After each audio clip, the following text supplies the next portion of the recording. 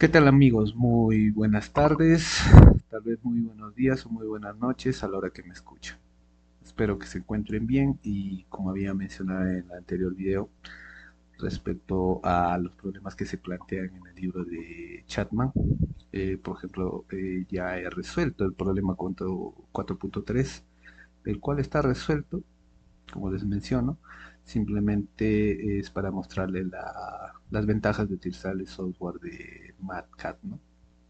Es una herramienta poderosa, como les había mencionado, la cual nos ayuda a resolver los problemas de manera más dinámica, ¿no? Muchos docentes universitarios la utilizan y es bastante eh, dinámica y también fácil, ¿no?, de usar. Bueno, acá por ejemplo, yo ya le he resuelto. Lo había hecho paso a paso en un video, pero me ha tomado, es un poco extenso. Le he subido al YouTube, pero tampoco me acepta, no sé por qué. Bueno, debe ser por un tema que tal vez sea de paga. Voy a averiguarlo. Pero en fin, solamente para mostrarles y el desarrollo de este programa, el archivo, lo voy a estar colocando en la descripción de mi canal de YouTube. También voy a presentar esta pequeña parte y solamente entregarle el material, ¿no?, que les va a servir tal vez a algunos estudiantes. Bueno, miren, acá simplemente ya hemos colocado los datos que nos da el problema, el número de polos, la tensión de línea en línea, el tipo de conexionado que tiene este generador es de estrella, la frecuencia eléctrica, la reactancia síncrona, la corriente nominal que va a consumir dicho generador, mejor dicho, que va a entregar, las pérdidas mecánicas, las pérdidas por núcleo, la tensión inducida, ¿no? Si bien dicho, nos dice que el voltaje de sus terminales es 480 en vacío, entonces la tensión inducida por rama, acá la había explicado que es esta, ¿no? Es la raíz cuadrada justamente de ese voltaje, ¿no? 480 entre raíz cuadrada de 3 y me sale 277.128, ¿no? Esos valores se adjuntan acá. Luego vamos a desarrollando los problemas en forma continua, de tal forma que desarrolle la pregunta que nos pide la rotación, ¿no? Y la rotación simplemente es 120 multiplicado por la frecuencia eléctrica dividido entre el número de polos. Obtenemos que es 1000 revoluciones por minuto. Para indicarles que en esta parte, por ejemplo, de revoluciones por minuto, utilizo la unidad RPM, ¿no? Eso es necesario indicar porque si tú no consideras esta unidad, que muchos materiales de estudio no la consideran, ya que tú asumes que al final el resultado te va a botar en revoluciones por minuto, pero software de MatCat es un poco exigente respecto a que si vas a trabajar con unidades tienes que colocarlo de manera un poco más específica, ¿no? Por ejemplo, 120 posee esa unidad, ¿no? Y luego ya obtienes, ¿no?, 1000 revoluciones por minuto. Bueno, y de ahí las preguntas 1, 2, 3 que se refieren a los tipos de carga que están conectados al generador. Me dice que la corriente de campo no se va a cambiar, de tal forma que la corriente, o mejor dicho, la tensión inducida se va a mantener constante. ¿Qué quiere decir? Que este valor de 277.128 se va a mantener constante en todo el problema, ¿no?, en todo el análisis. De ahí presenté también un tipo de diagrama fasorial, que es de acuerdo a uno solo ramal del generador. Tiene la siguiente forma, considerando que la imagen que podemos observar ahorita es una carga inductiva. Y así, ¿no?, vamos a analizar cargas capacitivas y resistivas de acuerdo al problema que se van analizando, ¿no? En este caso, por ejemplo, para la primera pregunta, es una carga inductiva. Acá tenemos el ramal, en esta partecita de acá.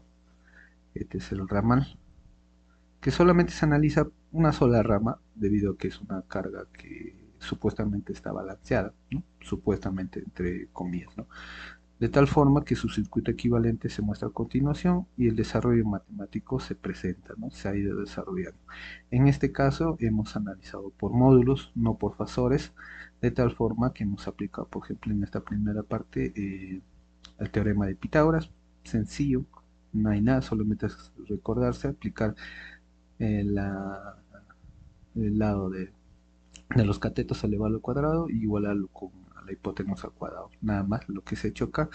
Y el valor que nos está pidiendo es hallar el voltaje entre sus terminales, V sub i, pero esto no es entre sus terminales, solamente es el voltaje de fase, ¿no? Las terminales tenemos que luego multiplicarlo por la raíz cuadrada de 3, como se aprecia acá, ¿no? Esto mismo le he transcrito acá, y el software, bueno, es tan veloz que al toque te da, es una hoja de cálculo, por así decirlo, ¿no? Y te entrega el valor 236.94 voltios. El voltaje de línea se multiplica por raíz cuadrada de 3, como ya sabemos, y así, ¿no? Se va analizando, ¿no?, cada uno por carga. Por ejemplo, la B2 es una carga resistiva, la cual también analicé acá. No el video así muy extenso, casi como 45 minutos, pero en fin, estoy tratando de hacerlo más breve. Y acá, en fin, ya se coloca que es una carga resistiva. Obviamente la corriente y el voltaje se encuentran en fase, ¿no? Lo único que se adelanta es el voltaje de la reactancia inductiva, ¿no? Mejor dicho, reactancia síncrona, que es propio del ramal del estator del generador, ¿no? Y así se hace su diagrama fasorial y también se aplica a Pitágoras, ¿no? En este caso trabajamos con un módulo y se despeja B sub i. En esta parte me olvidé borrar esto y listo, ahí queda. Entonces eso mismo también lo transcribo acá y lo coloco, ¿ve? Y hay el voltaje entre líneas y es 468.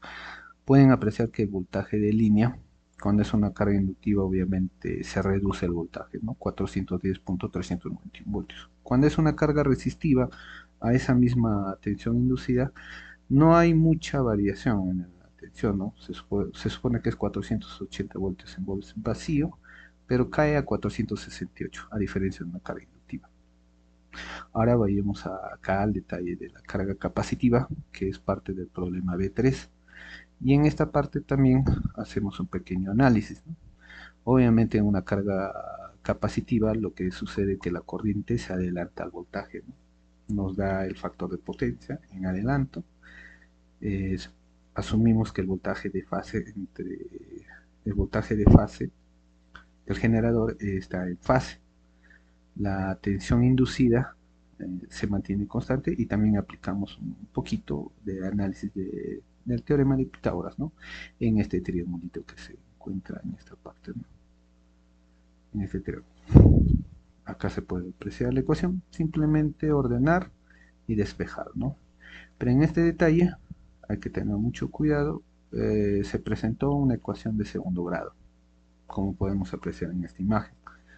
Entonces he despejado para darle una forma así, tal como se ve, ¿no? Como se puede apreciar acá, en esta partecita. Esta parte se ha dado así, una forma así, y se aplica la fórmula general para hallar las raíces, ¿no? En este caso yo he tenido que hallar las dos raíces, acá está, ¿eh? B sub i 1, B sub i 2, ¿no?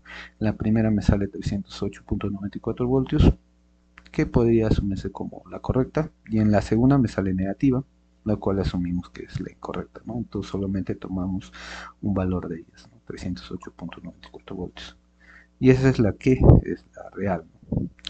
Bueno, la pregunta C me pide la eficiencia. Para ello necesito la potencia de entrada, ¿no? O la potencia del motor, ¿no? Explicamos que un generador para que funcione necesita un motor primario, por así decirlo. Puede ser una turbina, puede ser un motor diésel, puede ser otro motor. En algunos casos también utiliza motores para generar energía, tal vez para otro tipo de carga o tal vez también para un tipo de estudio, ¿no? En fin, a eso se le llama potencia del motor primario, que es la suma de las pérdidas más la potencia de salida, ¿no? Acá es pérdidas mecánicas, pérdidas por núcleo más la potencia de salida. La potencia de salida se aplica a la fórmula siguiente, la que siempre vamos a utilizar. Es 3 veces el voltaje B sub i y su A coseno de teta. Acá no he colocado, le he puesto el valor numérico de frente, porque el B sub i va cambiando en cada desarrollo, eh, cambios en nuestra hoja de cálculo, ¿no? Entonces he colocado, por ejemplo, ellos analizan con el primer problema, ¿no? Con B sub i 236.94 y le he colocado directo solamente los valores numéricos, reemplazar a la fórmula y obtenemos ese valor, ¿no? Al final obtenemos nuestra potencia de entrada, que es la suma de las pérdidas más de la salida, y la eficiencia simplemente es la división, ¿no? La potencia de salida en comparación con la potencia de entrada, que resulta bien eficiente, 93.173%, ¿no? De ahí me dice el torque de aplicado. El torque aplicado siempre es la potencia de entrada dividida entre la velocidad angular en rads por segundo. Lo que yo he hecho es tomar este valor de 1000 RPMs y le he convertido a rads por segundo, que simplemente es multiplicar por 2pi y dividirlo entre 60 segundos, ¿no? He colocado las unidades y me sale el resultado inmediatamente. Ahora el torque inducido es referente a la potencia de salida. Se aplica las mismas ecuaciones y se obtiene 325. Obviamente son distintos, pero el torque inducido siempre se opone al torque aplicado, ¿no? Listo.